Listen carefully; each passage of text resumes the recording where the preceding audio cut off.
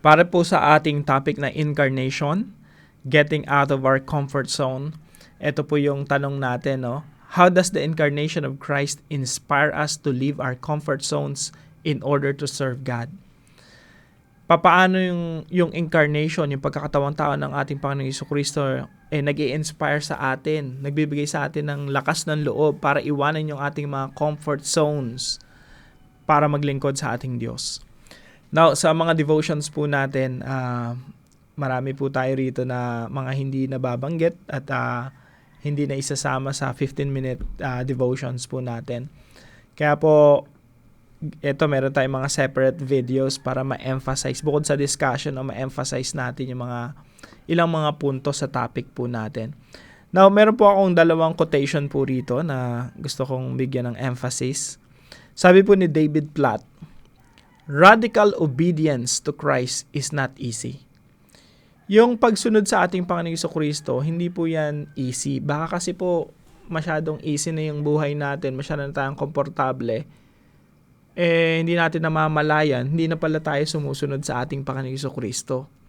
Kasi po yung obedience to Christ, it's not easy. It is not comfort. It's not about health. It's not about wealth. Hindi ito patungkol sa yaman. And not prosperity in this world. Hindi ito para umunlad lang tayo, yumaman dito sa mundo, magkaroon ng komportableng buhay. Radical obedience to Christ risk losing all these things. Yung radikal na pagsunod sa ating Panginoong Jesucristo, posible talaga na mawala sa iyo lahat to. Health, wealth, prosperity, comfort. Si Apostol Pablo po, nawala sa kanya lahat nanto alang-alang sa pagsunod niya sa ating Panginoong Jesucristo. So mga kapatid, hindi ko sinasabing dapat maghirap tayo, no? Dapat maging pobre tayo na kawawan lubos dahil tayo sumusunod sa ating Panginoong Jesucristo. Hindi 'yun ang puntos, no? Kung kinakailangan dahil naglilingkod ka sa Panginoon, tapos talagang nangyari 'yon, that's part of our sacrifices for Jesus.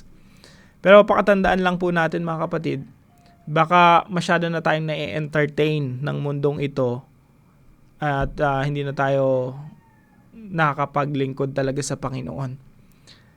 We really have to evaluate ourselves kung tayo ba ay nasa comfort zone to the point of not loving Jesus enough, not serving God enough, not giving ourselves enough.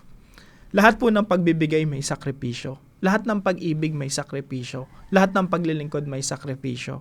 At yung sacrifice po, it involves stepping out of your comfort zone.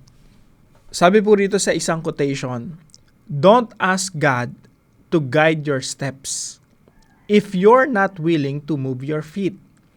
Minsan po kasi hinihilingin natin sa Panginoon, "Lord, i-guide niyo po yung aking mga hakbang, yung aking mga steps." Now, yung Diyos, madalas, i-guide niya yung steps natin patungo sa uncomfortable situations. Kasi hindi naman talaga komportableng sumunod sa ating Panginoong Jesucristo kasi mahirap sumunod sa Panginoong Jesucristo. Sabi ni Jesus Christ, kung sino man ang nagnanais sumunod sa akin, kinakailangan niyang i-deny, itatwa ang kanyang sarili, pasanin ng krus at sumunod sa akin. So, kapag ginaid ka talaga ng Diyos, madalas patungo doon sa yapak ng ating Panginoong Jesucristo na hindi comfortable.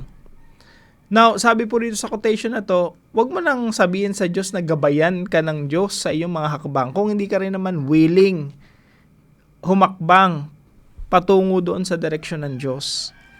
Don't ask God to guide your steps if you're not willing to move your feet. Bakit po? Kasi yung pagsunod sa Panginoon, talagang you have to step out of your comfort zone. Kaya ang ganda po ng question natin tsaka yung topic natin dito sa devotion natin masyado ka na bang komportable sa buhay? Baka sa iyong pagiging komportable hindi ka na nakakasunod sa Diyos. Hindi ka na nakakalabas sa iyong comfort zone kung saan talaga may papakita mo yung pag-ibig. Again, yung puntos po natin, it's about sacrificial love, sacrificial giving, and sacrificial service. Yung love, hindi pwedeng umibig ka nang walang sakripisyo. Hindi pwedeng magbigay ka ng walang sakripisyo. Hindi pwedeng maglingkod ka ng walang sakripisyo. At ang pagsisakripisyo, lagi po yang hindi komportable. Hindi po yan Pag sinabing sacrifice, you really have to get out of your comfort zone. Kaya po gayahin natin ang ating Panginoon Jesucristo. He left the comfort of heaven. Yung komportableng buhay at sitwasyon at environment sa heaven, iniwan niya. Siya po ang umibig sa atin, nagbigay sa atin, naglingkod sa atin. At nawa, lahat po tayo ay maging katulad ng ating Panginoong Jesucristo. Yung incarnation ng ating Panginoong Jesucristo, nawa ay mag-inspire sa atin to get out of our comfort zone and start serving God, loving Jesus more, and giving our lives, pouring our lives into the ministry. Pagpalain po kayo ng ating Panginoon. See you po tomorrow 5 a.m. dito po sa ating Daily Devotions.